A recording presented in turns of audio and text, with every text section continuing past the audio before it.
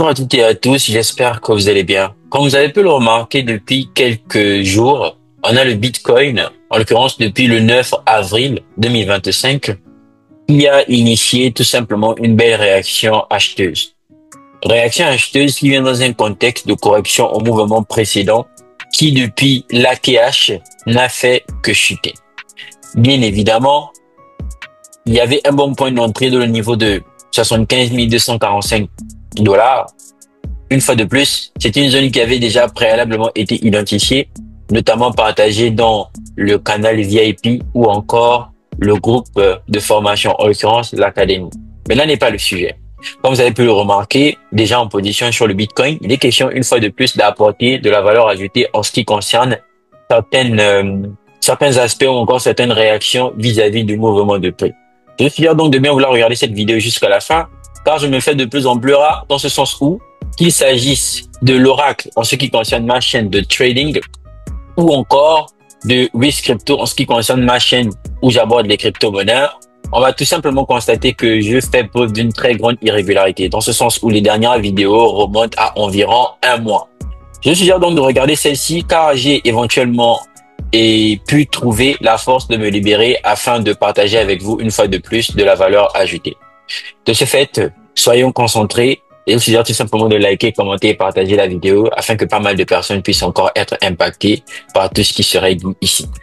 En effet, en ce qui concerne tout simplement l'explication de la prise de position jusqu'au niveau où le prix se trouve actuellement, en l'occurrence dans la tranche de 99 000 à 94 000, toute cette partie a déjà été explicitée dans le canal de formation ou encore dans le VIP. Je suggère tout simplement d'y adhérer pour avoir toutes les explications relatives à cette hausse et l'ensemble des possibilités qu'il y avait dans le sens des achats. Pourquoi c'est important? Dans la mesure où ça va tout simplement vous permettre, une fois de plus, dans le même contexte, peut-être pas dans la même période, de tout simplement avoir les bonnes aptitudes. Quand on parle d'aptitude et de Bitcoin, il est surtout important de comprendre que c'est pas un actif qui se traite comme tous les autres actifs que vous aurez pu voir jusqu'ici. Surtout en ce qui concerne, dans la grosse majorité du temps, une sorte de violation de l'analyse technique. Très fortement, certaines personnes ne se trouvent pas déclenchées dans la mesure où elles attendent nécessairement que le prix agisse comme de façon théorique, en ce sens où il faudrait potentiellement, suite à une impulsion, attendre un retracement au moins dans le niveau équilibrium ou encore dans le niveau discount. Force est de constater que des actifs comme Bitcoin et Gold ne vont pas nécessairement agir comme ça. Pourquoi? Parce qu'ils vont plus se baser sur la structure micro pour évoluer et non nécessairement sur la structure macro pour faire des retracements de grande envergure. Bien évidemment, ceci est valable quand il s'agit de la prise de position. Bref, allons tout de suite dans le vif du sujet. Vu qu'il est question d'expliquer une fois de plus cette partie bien précise en ce qui concerne le fait que Bitcoin soit allé toucher les 96 000 dollars. En effet, lorsque le prix arrive dans cette zone de supply, on peut remarquer une certaine stagnation. Donc, on va bien évidemment s'intéresser à ce mouvement de plus près. Je suggère donc une fois de plus d'être encore concentré. Il faut bien noter que cette partie spécifique regorge de beaucoup de notions techniques. Important une fois de plus de bien être concentré encore. Qu'est-ce qu'il y a lieu de faire dans un premier temps? Déjà, nous savons que le momentum, il est bullish. Dans ce sens-là, il est important de chercher des opportunités acheteuses. Or, dans ce genre de situation, on va par exemple revenir en une heure. S'il faut se fier à la structure, on voit tout de suite que là, il fit une sorte de consolidation avant d'initier le mouvement acheteur. Dans ce genre de situation, la première attitude sera toujours la même, en l'occurrence la structure de marché.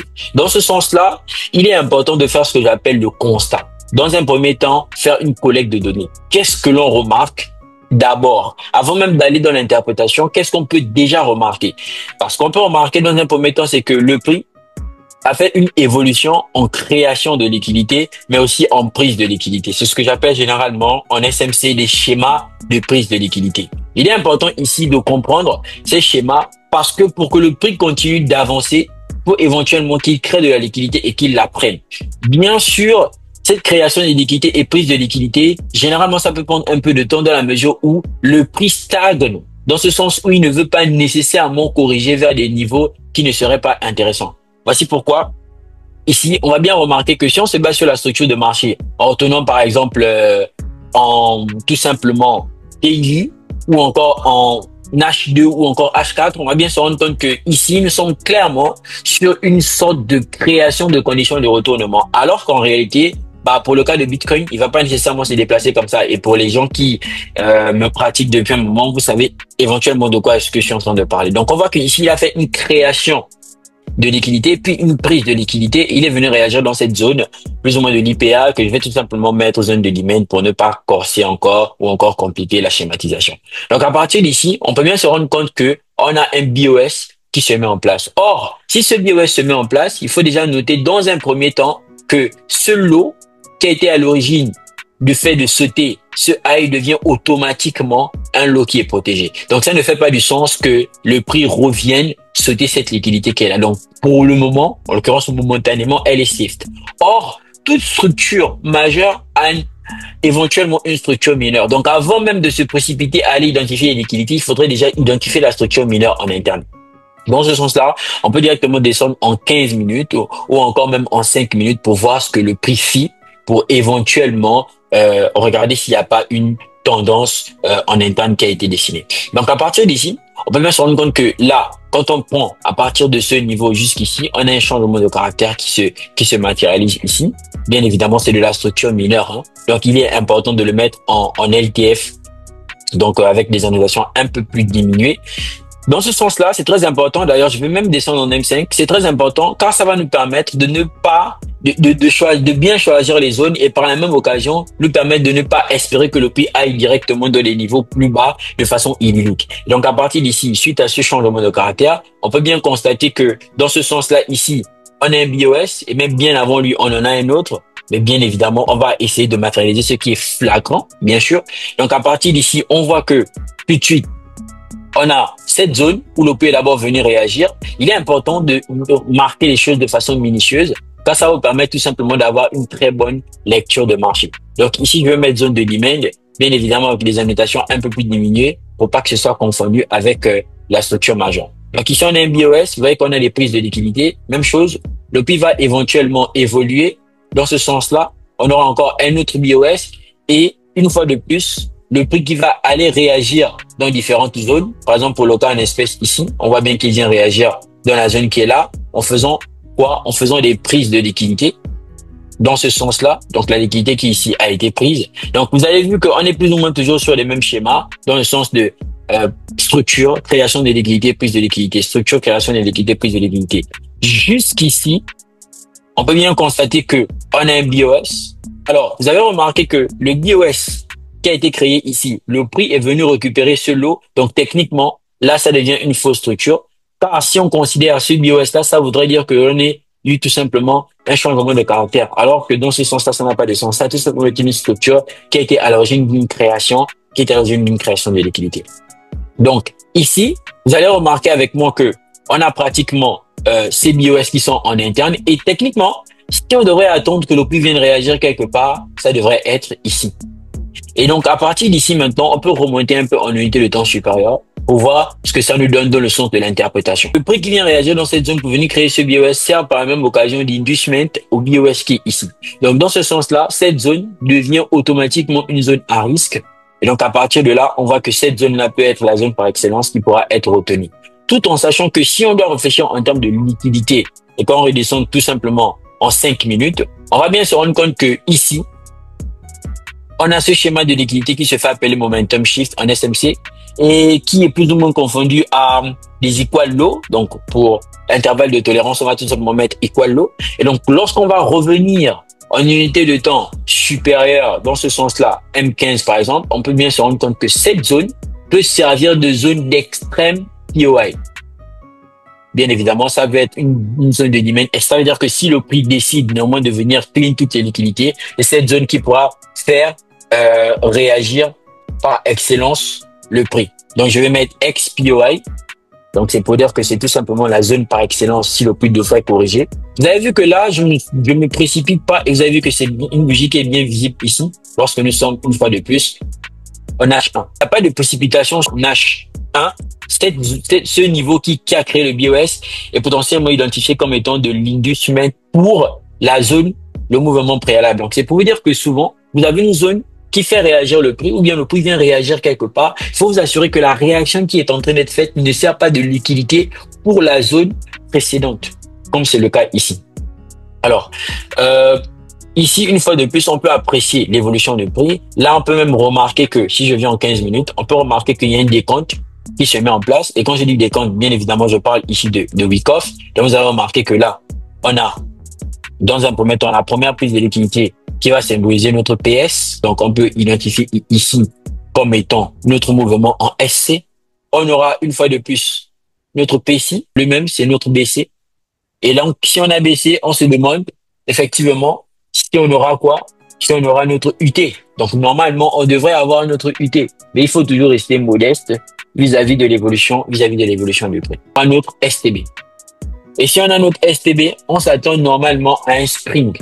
Et le spring, la question maintenant du spring, c'est où va-t-il être effectué? Donc, on sait qu'on a cette première zone où le prix pourra éventuellement réagir, tout comme on a notre zone ici au cas où il vient chercher cette liquidité-là.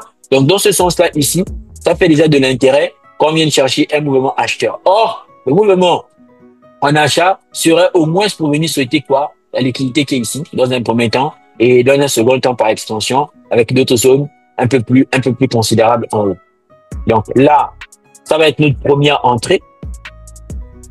Et donc, quand le prix vient premièrement entrer ici, continuer à faire la structure de marché. On sait que ici, c'est un strip liquidity. Si on reste dans le sens de la SMC, c'est-à-dire que lorsqu'on va repasser ici, il y a de fortes chances qu'on fasse une fois de plus un changement de caractère. Alors là, nous sommes en 45 minutes.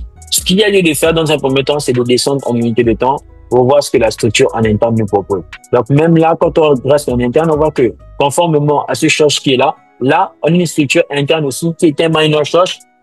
Mais généralement, moi, je mets BOS, ça me permet tout simplement d'avoir une annotation moins complexe. Donc, on voit que là, il fait le mouvement en changement de caractère. Or, s'il fait le mouvement en changement de caractère, on peut se poser la question de savoir où est-ce que le prix pourra-t-il réagir. D'où l'importance maintenant du BOS mineur qui est ici, car lui, il pourra nous permettre de déterminer la zone d'intervention. Donc, on va une fois de plus constater l'évolution du prix. On voit qu'il évolue normalement. Dans son évolution, on voit que ce mouvement impulsif qui se fait ici est en même temps une liquidité. Pourquoi? Parce qu'on voit que par la suite, le prix est venu récupérer tout simplement le lot ou encore le niveau qui a créé effectivement cette réaction-là. Donc là, on a une fois de plus une smart money trap. On voit que là, tout de suite, il vient réagir dans cette zone qui est ici, cette zone de demand qui en fait en réalité une inside OB. C'est un inside OB, potentiellement il y a une hidden base en unité de temps supérieure. Donc comme le prix vient réagir ici, ça fait du sens que après effectivement le STB, le mouvement en spring, le changement de caractère, on cherche maintenant éventuellement à acheter dans ce niveau ici présent. Ce genre d'achat, généralement, je préconise d'attendre des confirmations LTF. Donc là, on voit l'évolution du prix, une autre prise de liquidité. On est toujours dans la zone, dans l'intervalle de la zone d'intervention, on évolue. Donc là, comme on peut le remarquer, on voit qu'à partir d'ici maintenant, on a un changement de caractère qui est mineur. Là, c'est maintenant, on rentre maintenant dans le schéma de confirmation. Et ici, tout simplement, c'est la confirmation des changements de caractère. Donc là-bas, alors de mettre CCH, on va tout simplement mettre BOS. Maintenant, la question qui se pose, c'est maintenant celle relative à la zone d'intervention. Et donc là, vous avez vu que je viens de remonter en unité de temps. Comme vous pouvez le remarquer, on a cette zone-là qui pourrait être une zone par excellence d'intervention. Et donc là, ce qu'on peut bien remarquer, c'est que ici, on a cette réaction qui est en train d'être faite ici dans l'IPA, donc en l'occurrence dans l'imbalance, qui sert en même temps par occasion de liquidité. Donc à partir d'ici maintenant, on va chercher une entrée. Et l'entrée en question, ce sera pour, une fois de plus, normalement dans un premier temps, venir sauter la liquidité qui est là. OK? Maintenant, après, est-ce que ça va se faire de suite ou pas? Ça va dépendre maintenant de l'évolution du prix, de l'importance de rester focus. Donc là, le prix va éventuellement évoluer. On voit qu'il est venu nous déclencher comme tel quel, comme vous pouvez le remarquer ici. Donc, on va laisser le prix évoluer. Et donc, à partir d'ici, on peut maintenant remonter aussi en unité de temps supérieure pour mieux apprécier encore l'évolution du prix.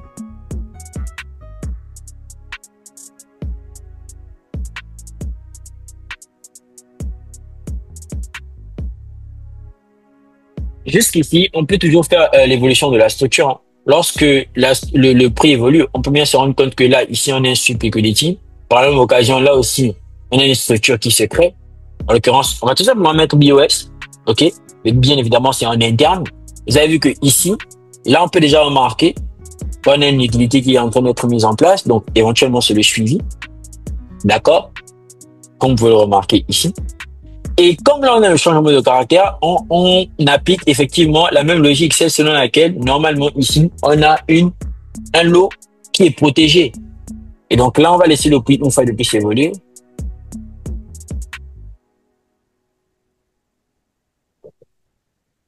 Donc, dans son évolution, on remarque bien que là, il est venu prendre cette liquidité et là, il est toujours en train de buy.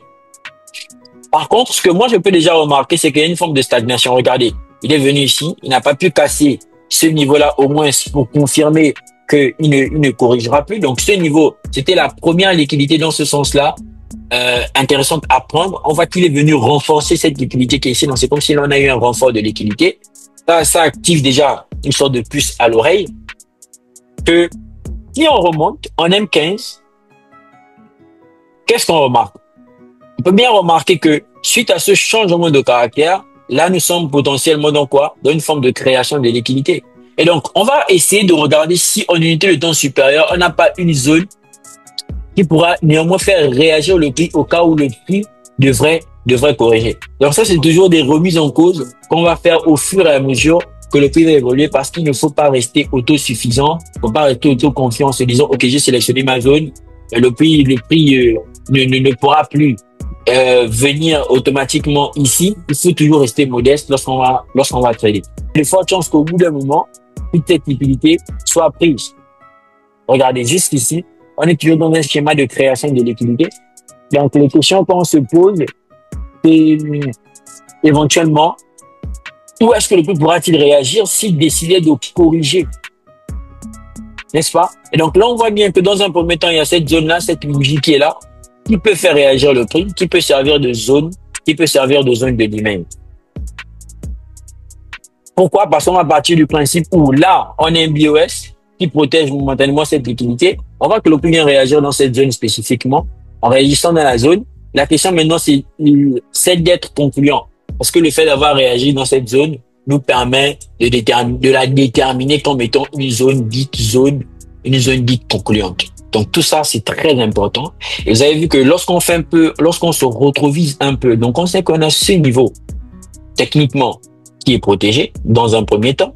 Donc si par ailleurs le prix devrait, parce que lorsqu'on regardez bien, lorsqu'on a ce choc, on peut bien remarquer que le prix, quand il démarre ici, il devait normalement créer un BOS pour protéger cette liquidité-là.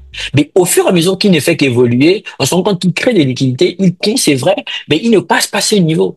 Donc ça peut maintenant devenir une liquidité vulnérable. Dans ce sens-là, il faut essayer de regarder si en fonction du BOS interne, on peut ne pas avoir une zone d'intervention.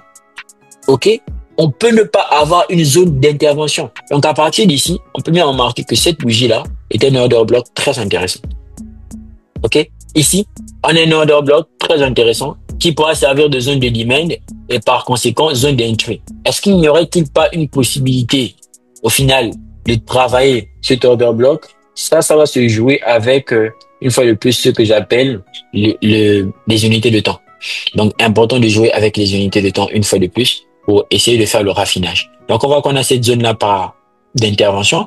Et bien évidemment, vous avez compris que le bail qu'on a pris ici, lorsque le prix est en train de réagir tel quel, on aurait pu décider de sortir de ce bail ou tout simplement rester en passant à break-even, tout comme dans la première position. Donc, on va laisser le prix évoluer.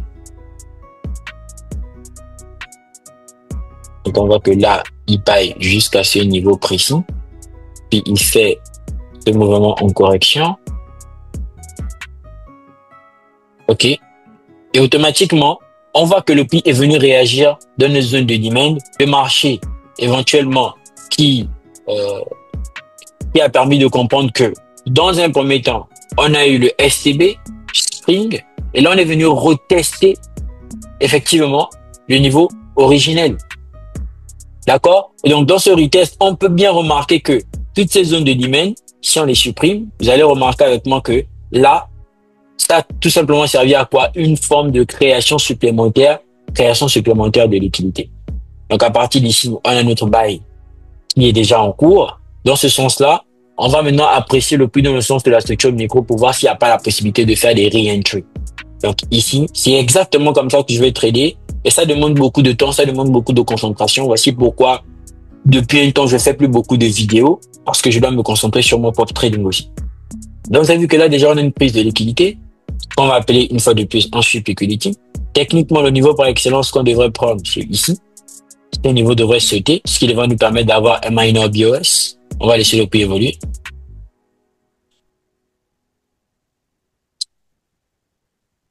OK, regardez, ici, on a le prix qui saute en faisant le minor BOS. Donc, ça veut dire que techniquement, ici, ça devient une zone qui est protégée. Par contre, on se rend bien compte que dans ce BOS, il y a quoi? Un autre BOS. Et si on a cet autre BOS interne, mineur, ça veut dire quoi? Là, ici, déjà, aussi, en interne, on a quoi? On a un shosh. Donc, c'est toujours important de faire la structure de marché. OK? Sweep, shosh. BOS mineur, BOS là-bas. Et donc, c'est comme si cette zone ici présente pourrait nous servir de re-entry dans ce sens-là. Mais quel type, ça aurait été quel type de zone? Une sorte de flip zone. Pourquoi? Parce que là, on a une liquidité aussi. Donc, ça veut dire que là, si on cherche une autre entrée, ça va être pour aller target le même niveau de TP que la première position initialement prise. Ici. Pour un RR de 32. Donc, on va laisser le prix évoluer. OK? Donc, vous avez vu que là, il est venu déclencher cette zone précise, comme vous pouvez le remarquer là, en prenant cette liquidité. Par contre, vous avez bien remarqué que c'est minutieux. Ça veut dire qu'il faudrait avoir un très bon broker, sinon le spread vous sort. Ensuite, on a le prix qui évolue. Donc, naturellement, on va continuer à faire la structure de marché, BOS, comme vous pouvez le remarquer ici. Et là, on pourra passer maintenant en unité de temps supérieure. Donc, on a eu une entrée et un re-entry. Maintenant, on laisse le prix évoluer tel quel.